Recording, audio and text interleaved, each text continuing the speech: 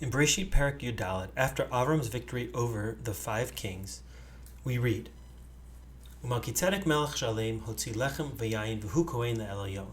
And Malki-Tzedek, the king of Salem, brought out bread and wine. He was the priest to God Most High. Vayirachehu vayomer baruch Avram le'Alion koneh shemai v'aretz.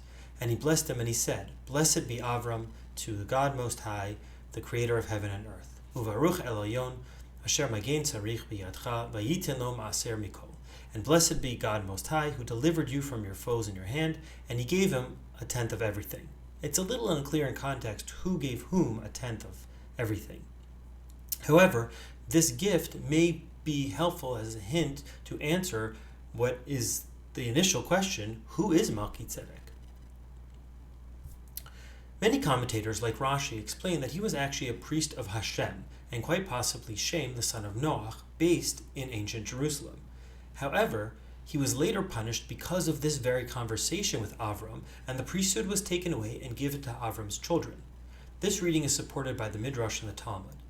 In Nidrim, Daf Lamed Bet Amud Bet, the rabbis ask, V'chi makdimim birkat eved libirkat kuno? Because Malki-Tzedek blessed Avram before blessing God, the kahuna was taken away from him and given to Avram's descendants. As the rabbis asked, how can you bless the servant before the master?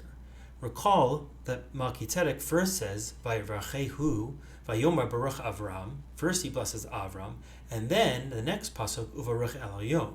Then he praises God. There's another hint to this in Tehillim, chapter Kuf Yud, pasuk Daled.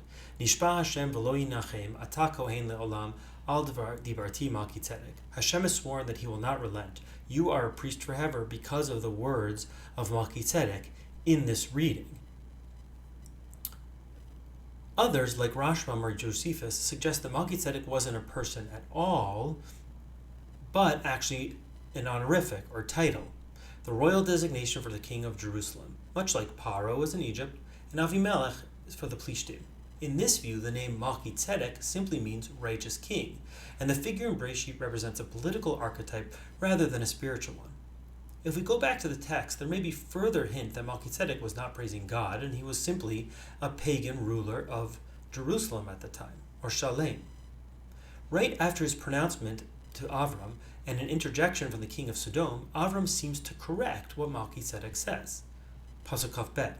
Harimoti yadi el Hashem el Alion koneh shemai v'aretz.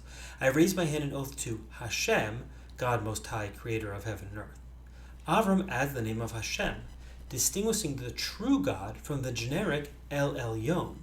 This suggests that when Malki-Tzedek uses El Elyon, he doesn't refer to God, but rather, perhaps, he was a priest to El, a Canaanite deity, often depicted as a bull. Avram's insertion of Hashem, God's name, is therefore a theological clarification, a declaration that his victory was not granted by the local God, but rather the one true God, Hashem. Malki-Tzedek's legacy extends far beyond Jewish tradition.